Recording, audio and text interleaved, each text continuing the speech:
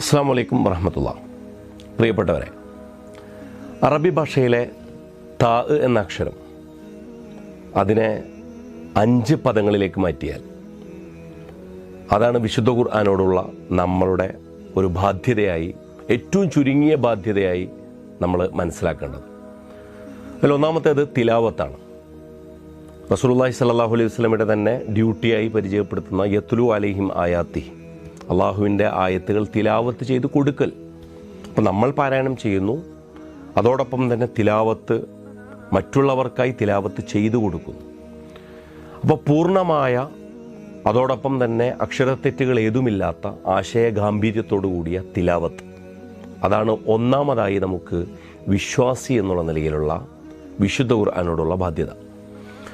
രണ്ടാമത്തേത് തഫക്കുറാണ്.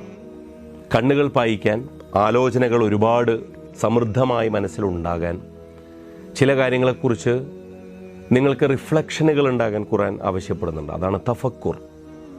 അപ്പോൾ തിലാവത്തിന് ശേഷം തഫക്കുർ. മൂന്നാമത്തേത് തദബ്ബുറാണ്. തദബ്ബുർ കുറെ കൂടി ആഴത്തിലുള്ള തഫക്കുറാണ്. ഒരു കാര്യത്തിൻ്റെ പിന്നിൽ തന്നെ ചടഞ്ഞു കൂടി അതിൽ തന്നെ മനന പ്രവർത്തനങ്ങളുമായി അതിൻ്റെ പിന്നാലെ കൂടുന്നതിൻ്റെ പേരാണ് തദബ്ബുർ. ഒഴിഞ്ഞിരിക്കലാണ് തദബ്ബുർ. ആഴത്തിലുള്ള ആലോചനയുടെ, മെഡിറ്റേഷൻ്റെ കൂടി പേരാണ് തദബ്ബുർ. ഈ തദബ്ബുറിന് ശേഷവും അത് സജീവമായി നമ്മളുടെ ഓർമ്മകളിൽ, സ്മൃതി മണ്ഡലങ്ങളിൽ, നമ്മളുടെ ജീവിതത്തിൻ്റെ ഏത് വ്യാപാരങ്ങളിലും നമ്മൾ ഇറങ്ങിച്ചെല്ലുമ്പോൾ അത് സജീവമായി ഓർമ്മയിൽ നിൽക്കുന്നതിനെയാണ് തദക്കുർ എന്ന് പറയുന്നത്. അതാണ് നാലാമത്തെ താ. ഇത് ജീവിതത്തിലേക്ക് അപ്ലൈ ചെയ്യുമ്പോൾ അത് ആപ്ലിക്കേഷൻ ലെവലിൽ തത്ബീഖ് എന്ന് ആയിത്തീരുന്നു. അതായത് പ്രയോഗവൽക്കരണം.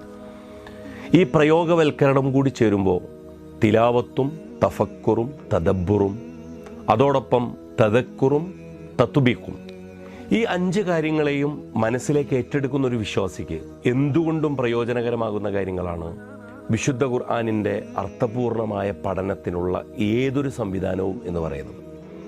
പ്രവാസി മലയാളികൾക്ക് പ്രത്യേകിച്ചും അവരെ കേന്ദ്രീകരിച്ചുള്ള ഒരു സംവിധാനം എന്നുള്ള നിലയിൽ നൂൻ ഖുർആൻ ലേണിങ്ങിന് അങ്ങനെയൊരു വലിയൊരു ലക്ഷ്യം കൈവരിക്കാൻ ഈ ഒരു പ്ലാറ്റ്ഫോം കൊണ്ട് സാധ്യമാകുന്നുണ്ട് എന്നാണ് അവരുടെ എല്ലാ അറിയിപ്പുകളിൽ നിന്നും നമുക്ക് മനസ്സിലാകുന്നത്.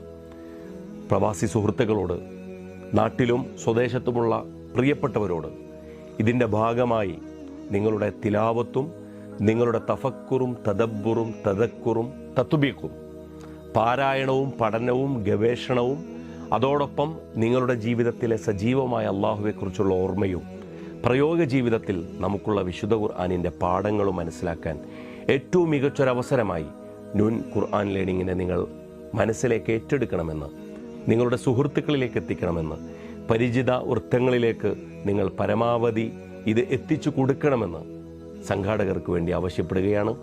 അല്ലാഹു സുബ്ഹാനഹു വ തആല എല്ലാ തരത്തിലുമുള്ള ഖൈറും ബർക്കത്തും നമ്മളുടെ വിശുദ്ധ ഖുർആൻ പഠനത്തിൽ നൽകി നമ്മളെ അനുഗ്രഹിക്കുമാറാകട്ടെ.